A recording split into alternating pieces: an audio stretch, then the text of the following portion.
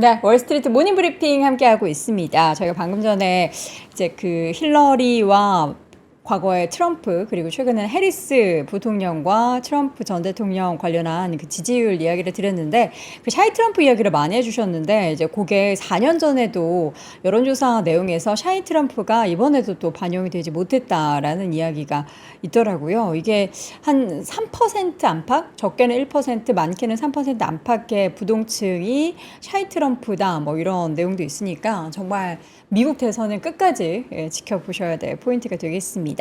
자, 이번에는 오랜만에 멀리 뉴저지로 연결을 해보도록 하겠습니다. 미국 주식 전문 유튜버 유선남님, 안녕하세요. 네, 안녕하십니까. 네. 오랜만입니다.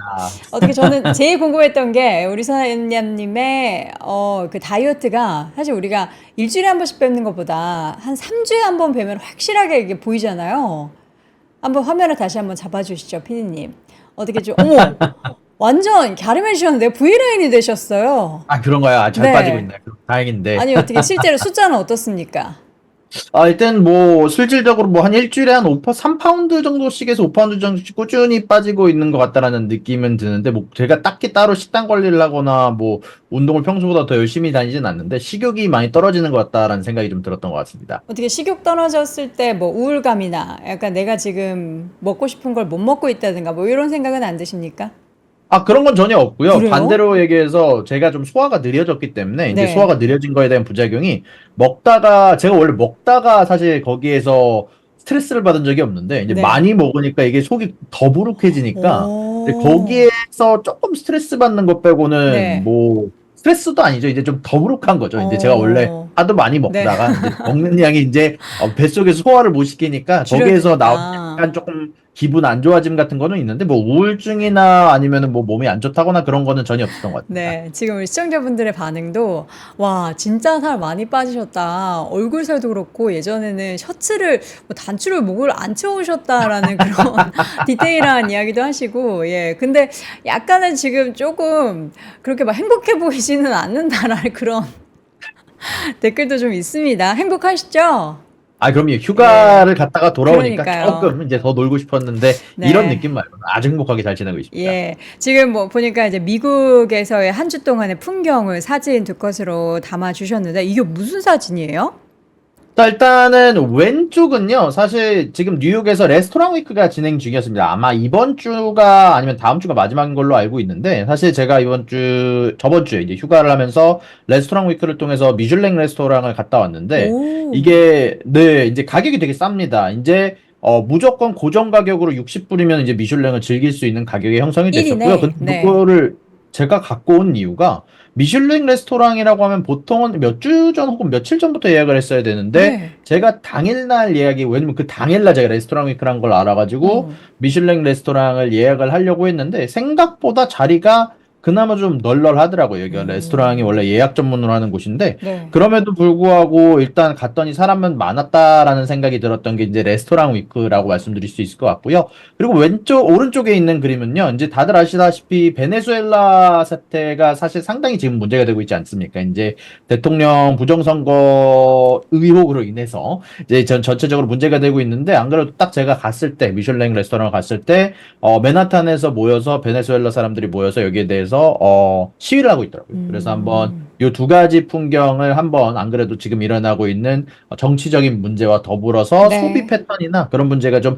잘 반영이 된 것 같아서 한번 제가 이렇게 음. 사진 가져와 봤습니다. 미국은 정말 이제 다국적인 분들이 많이 모여 산다라는 것을 느끼는 게 이런 이제 다양한 국가들의 뭔가 시위, 안 좋은 뭔가 이제 부정적인 얘기들이 있으면 시위가 도심에서 벌어진다라는 게 참 재미난 풍경이지만 또 이런 거 보면은 약간 씁쓸하기도 합니다. 자, 오늘은 일단은 이게 저번 주, 그러니까 저희가 지난주에 만나진 않았지만 지난주에 있었던 주요한 내용부터 살짝 정리하고 이번 주 주요한 일정들 한번 점검을 해보도록 할게요. 네, 일단 저번 주에 아무래도 가장 커다란 이슈는 미국의 경기 침체에 들어가는가, 그리고 일본의 엔캐리 트레이딩에 청산된 관련 이슈가 가장 컸다라고 생각합니다. 전체적으로 일본 같은 경우 거의 뭐 12%나 하루 만에 떨구기도 하면서 문제가 생겼었고, 미국어도 월요일 날 어마어마하게 하락을 했다가 다행히 서비스업 관련된 고용 지표가 잘 나와주면서 전체적으로 다시 또 반등을 하기는 했었는데요.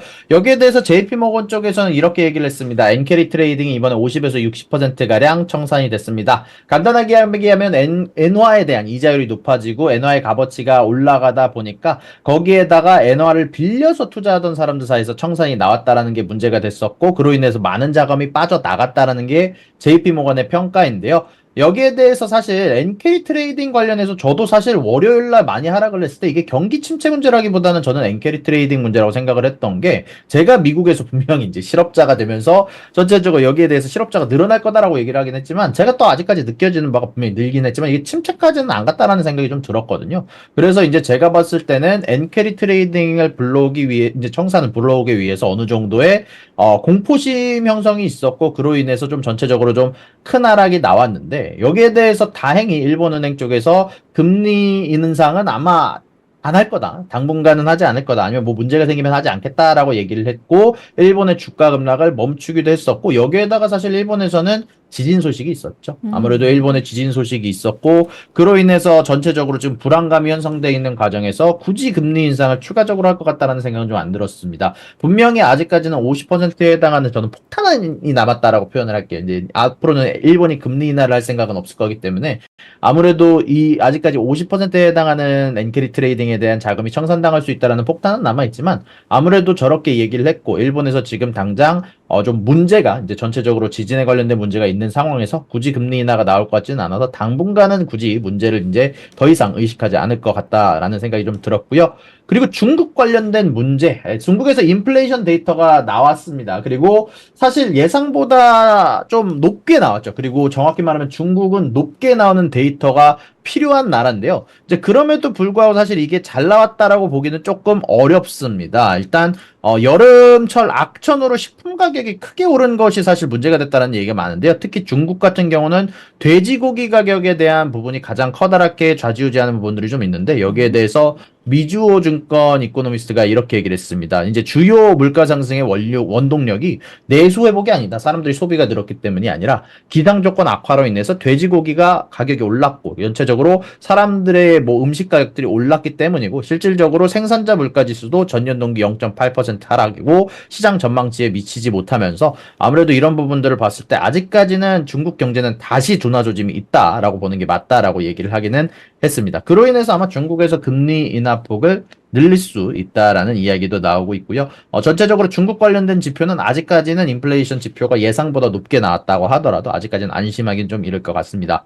자, 그리고 실업수당 청구 건수 많은 분들이 사실 여기서 쾌재를 부르셨는데 신규 실업수당 청구 건수가 예상치를 하회했는데요. 다들 많은 분들이 주목을 못 하시던 부분들이 신규 실업수당 청구 건수는 하회를 했는데 연속 실업수당 청구 건수는 상회를 했습니다. 이게 사실 어떻게 보면은 단기적으로는 괜찮은 뉴스라고 할 수 있는데 장기적으로 봤을 때는 어떻게 움직일지 모르겠지만 이 신규 실업수당 청구 건수가 의미하는 거는 얼마만큼의 새로운 실업자가 생겼는가, 얼마만큼 사람들이 해고가 되었는가를 의미하고요. 연속 실업수당 청구 건수는 얼마만큼 많은 사람들이 직장을 못 찾는가라는 다른 문제거든요. 근데 연속 실업수당 건수는 예상치를 상회를 했습니다. 이제 그것이 의미하는 것은 일단 신규 실업수당 청구 건수가 예상보다 낮다라는 건 빠른 속도로 실업률이 올라가지는 않는다라는 겁니다. 그렇지만 연속 실업수당 건수가 높다라는 건 실업률이 전체적으로 내려가지 않을 거라는 얘기거든요. 이제 사람들이 직장을 찾는 게 어렵고 아마 천천히 실업률이 올라가는 아무래도 연준에서 원하는 방향성으로 움직일 가능성은 크지만 지금 4.3%라는 실업률 자체가 사실 낮다고 볼 수는 없는 수치입니다. 이제 연준이 예상했던 FOMC에서 예상했던 수치의 최상단치가 4.4%인데 그거 바로 아래고요. 연준의 평균치인 4.2%보다도 높은 수치다 보니까 지금보다 높아지는지 안 높아지는지에 집중해서 보시면 될 거고 다행히도 신규 실업성 건수가 낮았기 때문에 급격한 실업률의 상승은 아마 없지 않을까라고 생각이 좀 들었던 것 같습니다. 네. 자, 그리고 EIA에서 발표하는 단기 에너지 전망치는요, 전체적으로 오일 가격과 천연가스 가격 관련된 부분들이 좀 많이 다뤄주는 단기 에너지에 대한 미래에 대한 부분들을 예상을 하는 부분인데요. 전체적으로 보게 되면은요, 이제 오일 가격 같은 경우는 최고 원유 가격이 하락을 했는데 그게 가장 커다란 이유는 중국의 소비 침체 부분이다. 중국에서 전체적으로 소비가 줄었기 때문에 가장 커다란 역할을 하고 있고, 아무래도 지금부터는 사실 지속적으로 가지고 있는 재고량이 줄어가고 있고, 특히 지속적으로 생산량 자체가 줄어드는 부분들을 계속 연장을 하고 있기 때문에 10월에 가까이 가서 아무래도 자발적 감산을 취소한다라는 부분들은 있지만, 연말까지 브렌트 가격이 85에서 90달러 사이로 회복될 것으로 예상을 하고 있고, 지금만 하더라도 하루에 0.400만, 40만 배럴씩 지속적으로 재고량이 감소하고 있는데, 하반기에는 80만 배럴씩 감소할 것으로 예상을 하고 있고, 그로 인해서 유가는 상승할 것이지만 지속적으로 중국의 경기도나 문제로 인해서 지금 현재 유가 관련된 예상치가 지속적으로 하향 조정되고 있다는 점은 조금 주목할 만한 부분들이 좀 있는 것 같고요. 그리고 항공유 소비는 재미난 거는 항공여행 소비가 증가하고 있다고 합니다. 여기에서 안 그래도 항공사들 어닝 발표 때 제가 한번 지적을 해드렸던 점이, 항공사들의 어닝 발표가 분명히 나쁜데 소비는 늘었다. 그래서 다음 분기, 다다음 분기쯤에는 기대해볼 만하다라고 그때 한번 전달해 드렸었는데, 여기에서도 똑같은 얘기를 합니다. 항공유 소비는 지속적으로 증가하고 있고 2023년 대비 3% 증가할 것으로 예상이 된다라고 얘기를 했고요. 2025년에도 3% 증가할 것으로 얘기가 되면서, 특히 미국의 항공유 소비는 2019년 팬데믹 이전을 초과할 것으로 예상이 된다라고 적혀 있고요. 천연가스 같은 경우도 좀 재미납니다. 이제 미국의 대부분의 지역에서 사실 7월에 굉장히 더웠거든요. 근데 8월에는 다시 날씨가 조금 더 완화되기 시작을 했습니다. 어제만 네. 하더라도 좀 나가서 제가 좀 걷고 왔는데, 이 천연가스 소비가 줄어들 것으로 예상이 된다라고 얘기가 나오고 있습니다. 다만 8월 전력 생산을 위해서 소비되는 천연가스가 약 하루 460억 입방피트 정도인데, 이게 7월 대비 2% 이상 감소할 것으로 예상이 되고 있고요. 8월 천연가스 생산은 7월과 비슷할 것으로 전망이 되는데, 이런 소비 감소와 생산의 정체로 인해서 현물 가격 기준으로는, 사실 헨리 허브 가격 기준으로는 10월까지 굉장히 낮은 수치인 MMBTU당 2.5달러를 유지할 것으로 예상이 된다라고 얘기가 나왔는데, 근데 선물 가격은 좀 다릅니다. 선물 가격은 항상 보통 미리 움직이는 경향이 있어서, 요거는 한번 여러분들이 만약에 뭐 원자재에 투자를 하신다면 한번 관심을 가지고 보실 만한 부분이 좀 있는 것 같고요. 네. 그리고 재미난 건 전기 가격입니다. 아마 이번 주 CPI에도 영향을 줄 텐데, 천연가스가 사실 전기 생산의 가장 커다란 부분을 담당하고 있거든요. 이제 그러다 보니까 천연가스 가격이 낮아지면서 주거용 전기 가격이 지속적으로 떨어지고 있습니다. 그래서 생각보다 전기 관련주, 전력주들이 많이 못 가는 부분들이 좀 있었는데, 이런 부분들이 천연가스가 가격이 낮게 형성되면 지속적으로 유지가 될 것 같다라고까지 이번에 EIA에서 단기 에너지 전망치에서 발표가 되게 됐습니다. 네. 자, 지난주 내용들, 사실 이제 지난주에 시장의 영향, 그리고 변동성을 굉장히 많이 야기시켰던 내용들을 정리해 봤고요. 이번 주에는 뭐 가장 중요한 게 물가 관련한 데이터겠죠? 네, 맞습니다. 가장 중요한 물가 관련 데이터라고 보이고요. 이번에 간단하게 제가 네 가지 키워드 선정을 해봤는데요. 뭐 실업 지표, 침체 지표, 소비자 심리 지수가 이번 주에 나오는 지표고, 그리고 나서는 소비자 물가 지수, 그리고 우크라이나와 러시아의 싸움, 그리고 이스라엘과 이란의 분쟁까지 이렇게 네 가지를 선정을 해봤습니다. 네. 자, 그러면은 일단은 내용부터 하나하나 열어보도록 하겠습니다. 일정을 먼저 좀 정리를 해볼게요. 네, 일단 이번 주 일정 정리하면서 간단하게 얘기를 해볼게요. 일단 월요일 날 같은 경우, 오늘 기준으로는 중국의 신규 대출이 나오게 되게 되고요. 그리고 농산물의 가격 보고서인 WASD 보고서가 나옵니다. 사실 요거를 좀 보고 CPI를 예측할 수 있는 요소로도 쓸 수 있을 것 같고요. 그리고 미국 시간 기준 화요일 날에는 생산자 물가 지수가 이번에는 소비자 물가 지수보다 좀 일찍 나옵니다. 어떻게 보면 요거를 통해서 조금 더 CPI를 예측할 때 조금 더 편하게 얘기할 수 있는 지표들이 좀 나오다 보니까, 정작 수요일 날 CPI 발표가 나오고 나서는 생각보다 움직임이 덜할 수는 있다라는 생각이 좀 들었고요. 일단 그럼에도 불구하고 생산자 물가지수가 나오고 난 뒤에 수요일 날 소비자 물가지수가 나오는데, 이게 좀 재미납니다. 은행들의 예상치가 생각보다 높습니다. 특히 뭐 뱅크 오브 아메리카 같은 경우는 현재 지금 시장의 컨센서스인 0.2에 0.2가 아니라 0.3에 0.3으로 잡게 되면서, 전체적으로 은행들의 컨센서스가 평균적으로 조금 높다라는 생각이 좀 들었고요. 그리고 실질적으로 여기에 대해서 조금 더 디테일하게 다루겠지만, 뭐 지금 당장 나오고 있는 아틀란타 연준의 예상치 자체도 0.2%로 낮게 잡혀 있는 것은 아니다 보니까, 이 지표 한번 여러분들이 가장 주의 깊게 보셔야 될 것 같고요. 그러고 나서는 중국의 고정자산 투자, 산업 생산 지표, 실직률, 그리고 목요일 날에는 연속 실업상 건수와 신규 실업상 건수 나오는데, 이 두 가지에 대한 의미, 아까 말씀드렸다시피 좀 다른 의미를 가지고 있거든요. 그러다 보니까 한번 여러분들이 과연 전월보다 오르는지 예상치보다 높게 나오는지 한번 주목해서 보시면 좋을 것 같습니다. 네. 그리고 요거는 조금 다른 맞는 얘기인데 연속 실업수당 청구 건수가 높기 때문에 사실 연준에서 이제는 실업률이 낮다라는 표현, 지금 노동시장 강세라는 표현을 쓸 것 같지 않아서 개인적으로 생각했을 때는 이제는 9월 이내는 거의 뭐 확정이 됐다라고 개인적으로 생각이 드는 지표들이 나왔다라고 생각하시면 좋을 것 같고요. 네. 그리고 금요일 날은 건축 승인 건수와 주택 착공 건수, 아무래도 경기 침체에서 가장 먼저 타격을 받는 지표들 중 하나가 아무래도 이런 주택 착공 건수나 건축 승인 건수이기 때문에 이것도 한번 보시고 나서 그리고 미시간대 소비자 심리 지수를 통해서 소비자들이 소비를 어떻게 하고 있는지 패턴까지 한번 보시게 되면 좋을 것 같습니다. 네. 자, 그러면 먼저 물가 지표 관련해서 좀 한번 예상치를 확인을 해볼까요?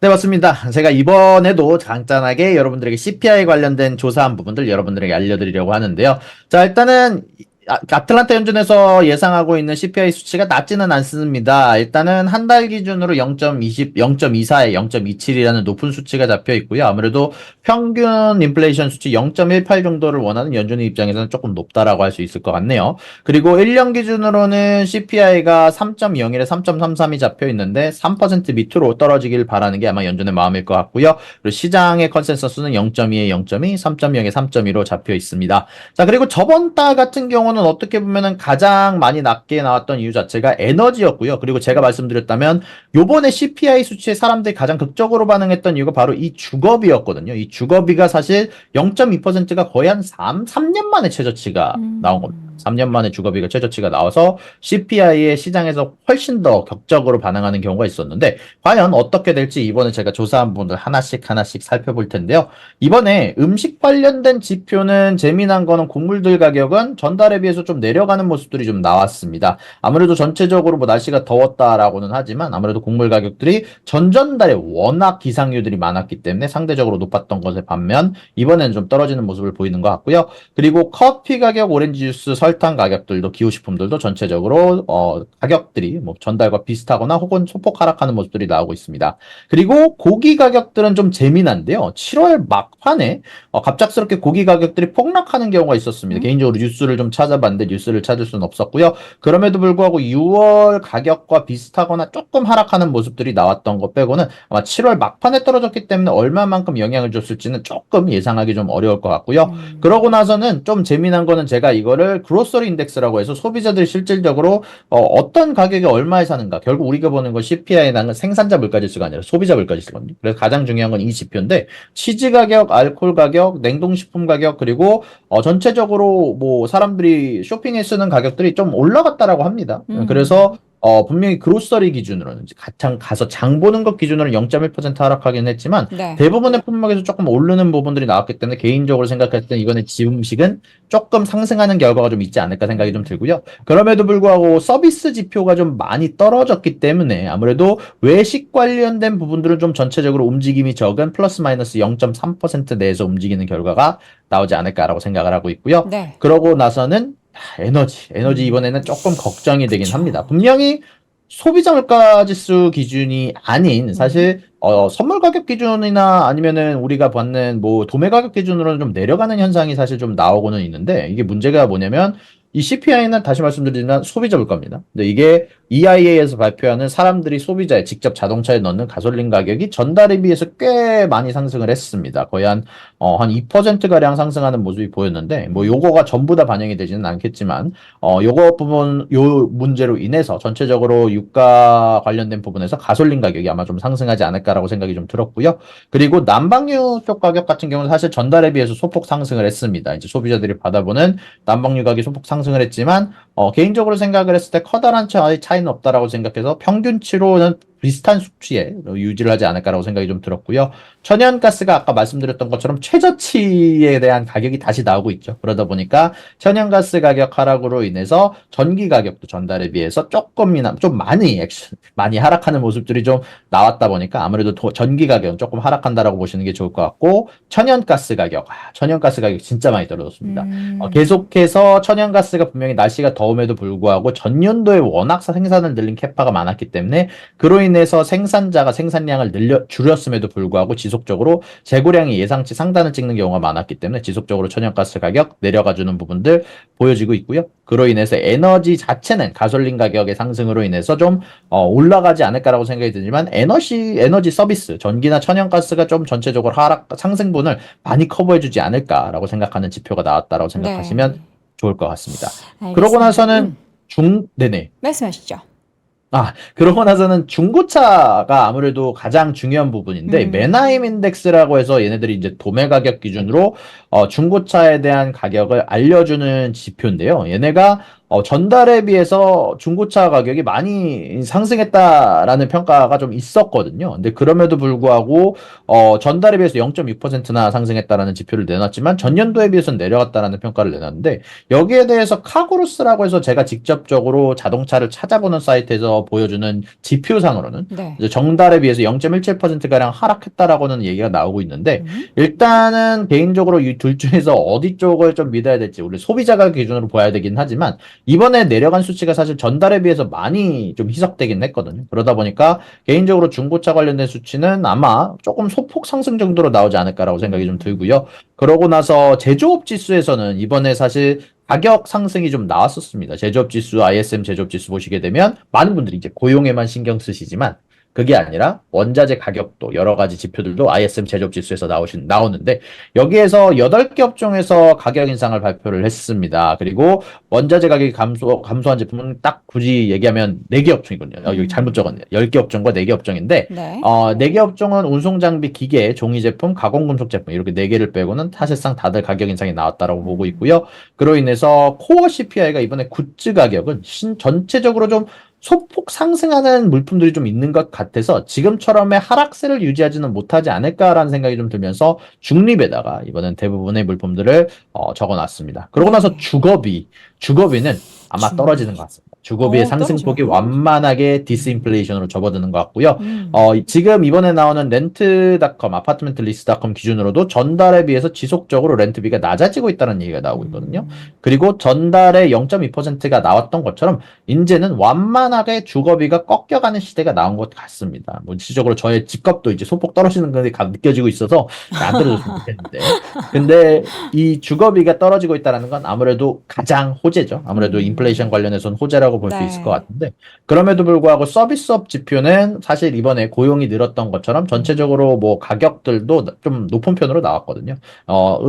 병원 PMI 지표라든지 아니면 서비스 PMI 지표도 예상치보다 조금 높게 나오는 지표들이 좀 있었다 보니까 전체적으로 서비스 지표들은 주거비가 중립이라고 하더라도 혹은 운송비나 의료 서비스비가 많이 오르지 않더라도 기타 등등의 부분들이 있거든요. 여기에다가 잘 적어놓지 않은 기타 등등의 부분에서 서비스 지표가 좀 상승할 거다라는 얘기를 안 그래도 뱅크 오브 아메리카에서 골드만삭스에서 언급을 했다 보니까 개인적으로 생각했을 땐 서비스는 상승하되 주거비가 중립을 잡아주게 되면서 전체적으로 큰 상승까지는 이어지지 않을 거다라고 생각이 좀 들고요. 이 모든 것들을 좀 간단하게 적어보자면, 요거는 잠깐 지우도록 하겠습니다. 자, 일단은 예상치 컨센서스가 0.2에 0.2, 3.0에 3.인데, 제가 봤을 때는 0.2에서 0.3에 해당하는 지표가 나올 거라고 생각을 하고요. 아무래도 에너지 자재, 특히 가솔린 가격의 상승이나 집음식 가격의 좀 상승이 조금 타격을 좀 주고, 여기에다가 슈퍼코어 CPI라고 불리는 친구들, 중고차나 신차나 몇 가지 지표들 사이에서 상승할 수도 있다라는 우려가 좀 나오고 있어서, 개인적으로 생각했을 때 코어 CPI는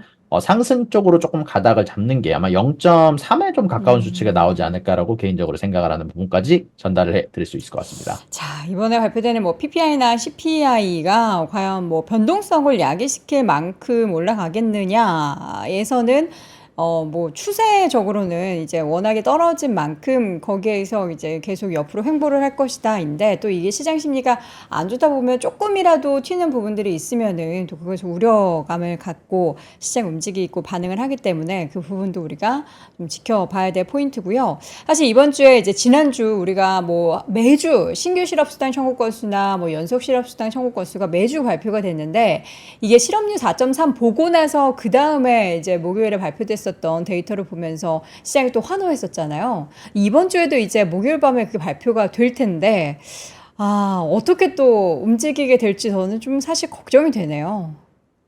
말씀해주신 것처럼 좀 전체적으로 많이 주목해봐야 되는 지표는 맞는 것 같고요. 그렇지만 신규 실업수당 건수만 높게 오르지 않으면 연속 실업수당 건수는 조금 더 미래를 봐야 되는 지표거든요. 그러다 음, 보니까 조금 더 신규 실업수당 건수에 집중해서 보시면 될 것 같고 개인적인 생각은 이제 제가 뭐 실업수당 건수 늘을 겁니다. 실업률 늘을 겁니다라고 하고 나서 이제 올랐잖아요. 근데 지금은 또 이제는 또 어느 정도 그게 오른 만큼 조금 더 쉬어가는 구간이 온 것 같거든요. 갑작스럽게 오르기에는 이제 어느 정도 많이 올랐기 때문에 4.3 정도 구간에서 아마 조금 더 지나갈 것 같아서 실업수당 청구 건수는 아마 이번에는 조금 플래토라고 하죠. 조금 더 횡보하는 방향성으로 갈 것 같습니다. 자, 천연가스 가격 앞서서 잠깐 말씀해 주셨잖아요. 엄청나게 하락했다고. 근데 이게 뭐 영향을 미치는 요인들이 있는 건가요? 일단은 천연가스 가격이 하락을 엄청 했습니다. 7월 기준으로. 근데 요번 달 들어서 갑작스럽게 반등이 나오고 있는데 이게 선물 가격 기준입니다. 현물 가격은 아니고 이제 소비자가 받아보는 가격보다는 전체적인 세계적인 가격 혹은 도매 가격 기준으로 보시면 좀 있을 것 같은데 이게 좀 재미난 게 천연가스가 우크라이나가 이제 러시아 쪽으로 쳐들어가고 있습니다. 러시아 본토로 쳐들어가고 있는데 그 안에서 러시아 쪽에서 유럽으로 이어지는 천연가스 통로를 점거했다라는 소식이 전달이 됐습니다. 이제 그로 인해서 유럽 쪽에서 천연가스 가격이 급격하게 오르고 있거든요. 그러다 보니까 CPI나 인플레이션 관련해서는 조금 악재로 작용할 수 있는 뉴스다라고 생각이 좀 드는데 특히 오늘 같은 경우 이번에 우크라이나 대통령 젤렌스키 대통령이 얘기를 하기를 우리는 러시아의 본토로 들어가겠다라고 선언을 했기 때문에 추가적인 천연가스 이슈도 조금 고민해 봐야 될 것 같은데 또 요것과는 반대로 좀 재미난 게 러시아가 좀 발등에 불이 떨어졌다 보니까 천연가스를 덤핑한다. 중국에다가 덤핑한다라는 뉴스도 나왔거든요. 이제 그러다 보니까 요거 좀 상반된 뉴스가 있는 사이에서 아마 여러분들이 이 러시아 우크라이나 분쟁 조금 더 집중하시면서 여러분들이 지금 전 세계의 온도라든지 아니면 얼마나 따뜻한지 얼마나 추운지도 한번 신경 써가면서 보시면 천연가스나 여러 원자재 투자 혹은 CPI를 예측하시는데 아마 좀 큰 도움이 되지 않을까 싶기도 하네요. 네. 자, 이어서는 가상화폐 리플 관련해서 이제 지난주에 저도 이 리플 가격이 엄청나게 급등해서 이게 무슨 일인가 싶었는데 소송에서 승리를 했군요. 네, 맞습니다. 이제 정확히 말하면 승리는 아닌데요. 아직까지는 아니에요? 원래는 어마어마한 금액에 대한 자금을 청구를 했었거든요. 이제 음, SEC에서 리플에 대해서 이제 거래를 당장 중지를 시키고 여기에 대해서 예상치 금액이 제가 정확하게 기억이 아마 안 나는데 약 2빌리언 달러인가 아마 여기에 대해서 벌금을 내라고 아마 소송을 했을 거예요. 이제 거기에 대해서 훨씬 더 적은 금액인 125밀리언 달러, 뭐 작은 금액은 아니지만 예상치보다 훨씬 더 낮은 금액에 해당하는 벌금을 받았고, 앞으로는 똑같은 일로 뭐 재판을 갈 수는 없거든요. 물론 항소는 진행할 거다라는 얘기가 많지만, 여기에 대해서 나왔던 결말이, 분명히 리플이 자기 회사를 통해서 자신들의 리플 코인을 팔았던 건 불법이고 해서는 안 되는 일이 맞지만, 그렇지만 이 리플 자체는 거래소에서 거래가 될 수 있는 코인이다. 만약에 자신의 회사에서 직접 하는 게 아니라 이 리플을 거래소에서 거래를 한다면 충분히 거래를 하게 할 수 있다라고 하면서 앞으로는 로빈후드나 아니면은 뭐 여러 가지 거래소에서 리플을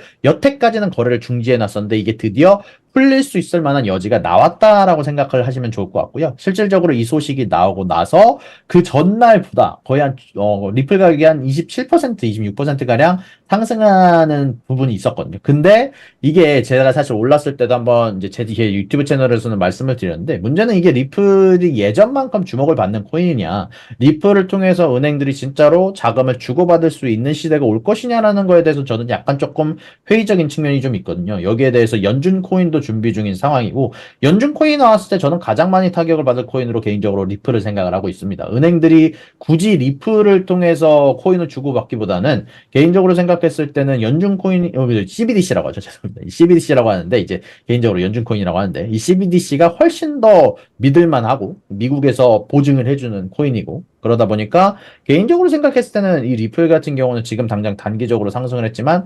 장기적으로까지는 저는 개인적으로 물음표를 달고 있다라고 생각을 하고요. 네네. 실질적으로 이게 뉴스가 나오고 나서 계속해서 가격이 떨어지면서 거의 한 상승의 3분의 2 정도를 반납을 한 상황입니다. 그래서 이 리플 가격 같은 경우는 아마 여러분들이 지속적으로 주목을 해보셔야 되겠지만 거래가 실질적으로 이게 거래소에서 거래가 이제 오픈이 됐을 때는 아마 단기적인 상승 정도는 추가적으로 기대해 볼 수 있지만 장기적으로는 물음표 얘네들에 대해서 과연 어디에서 쓰일 수 있을지는 한번 좀 생각해 보시는 게 좋을 것 같다라는 부분까지 전달해 드릴 수 있을 것 같습니다. 네. 자, 그리고 실적 발표는 거의 이제 막바지 시즌에 접어들고 있습니다. 어떤 기업들 좀 주목하고 계신가요? 네, 일단 이번 주 같은 경우는요, 제가 개인적으로 주목하고 있는 기업들은 이미 박지원 팀장님도 얘기를 해주셨지만, 홈디포 개인적으로 주목을 하고 있습니다. 제가 홈디포. 홈디포 쪽, 분들하고 좀 일을 좀 하긴 했었는데, 이제 네. 거기에서도 사실 좀 얘기를 했던 게, 사람들이 전체적으로 재건축을 하는 부분들이 좀 줄어들었다라는 얘기는 좀 들었었거든요. 이제 그러면서 홈디포의 원인 개인적으로 만약에 경기 침체를 걱정하는 입장에서 내가 집을 얼마만큼 뭐 인테리어를 바꾸느냐는 사실 후순위에 두는 문제거든요. 음. 그래서 소비가 줄었을 때 저는 가장 많이 타격을 받을 섹터로 뭐 홈디포 아니면은 레저 섹터로 생각을 합니다. 이제 네. 근데 이 여행 관련된 부분들은 저번 주였나요? 저저번 주였나? 어닝이 나왔을 때 에어비앤비나 아니면은 엑스피디아닷컴에서 대놓고 앞으로 어닝엔 우리 가이던스가 안 좋을 거다라고 얘기를 했거든요. 음. 그래서 홈디포도 그런 방향성으로 갈 것인가? 그렇게 될 경우 앞으로 우리는 조금 더 소비가 줄을 것으로 방향성을 예측을 해야 된다라고 생각이 좀 들고 있고요.